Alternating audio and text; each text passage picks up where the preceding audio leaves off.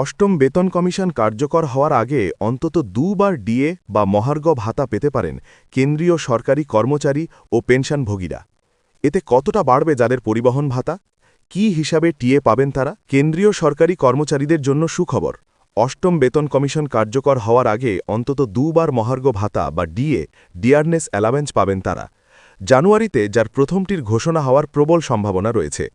সাধারণত সারা ভারত শিল্প শ্রমিকদের জন্য ভোক্তা মূল্য সূচকের অর্থাৎ AICPI-IW এর উপর ভিত্তি করে এই ডিএ ঘোষণা করে সরকার।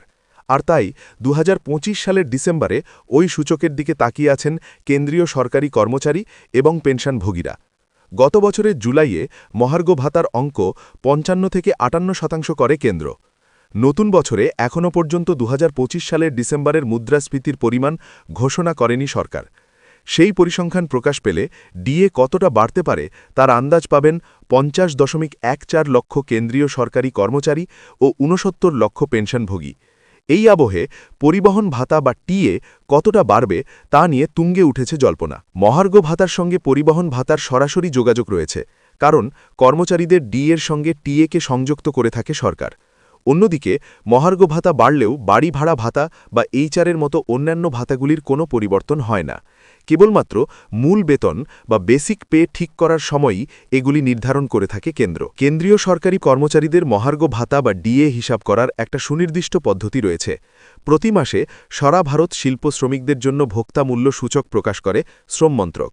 এর উপর ভিত্তি করে ডিএ নির্ধারণ করে অর্থমন্ত্রক। 2025 সালের নভেম্বরে AICPI-IW ছিল 148.2। বিশেষজ্ঞদের দাবি, ডিসেম্বরেও এই অঙ্ক অপরিবর্তিত থাকলে কেন্দ্রীয় কর্মচারীদের 5% পর্যন্ত বাড়তে পারে ডিএ। সেক্ষেত্রে এর পরিমাণ 58% থেকে বেড়ে দাঁড়াবে 63%। বর্তমানে সপ্তম বেতন কমিশন মেনে মাস মাইনে পাচ্ছেন কেন্দ্রীয় সরকারি কর্মচারীরা। সেখানে শহরভেদে আলাদা আলাদা পরিবহন ভাতা বা টিএ নির্ধারণ করা হয়েছে। এদেশের শহরগুলিকে আবার এক্স, ওয়াই এবং জেড এই তিনটি শ্রেণীতে ভাগ করেছে সরকার। এর মধ্যে এক্স শহরের কর্মীদের সর্বোচ্চ পরিবহন ভাতা দিচ্ছে অর্থমন্ত্রক। এই টিএ প্রতি মাসে একটি নির্দিষ্ট পরিমাণে পেয়ে থাকেন কর্মীরা, যার উপর আবার ডিএ বা মহার্ঘ ভাতা নির্ধারিত হয়। সপ্তম বেতন কমিশন কার্যকর করার সময় সর্বনিম্ন পরিবহন ভাতা 1800 টাকা ধার্য করা হয়েছিল। পরে তা সংশোধন করে 2844 টাকা করা হয়। সপ্তম বেতন কমিশনের নিয়ম অনুযায়ী ডিএর অঙ্ক বেড়ে 63% হলে কর্মচারীদের সর্বনিম্ন টিএ দাঁড়াবে 2934 টাকা। এবছরের ফেব্রুয়ারির প্রথম সপ্তাহে AICPI-IW ঘোষণা করতে পারে কেন্দ্রীয় শ্রম মন্ত্রক, খবর সূত্রের।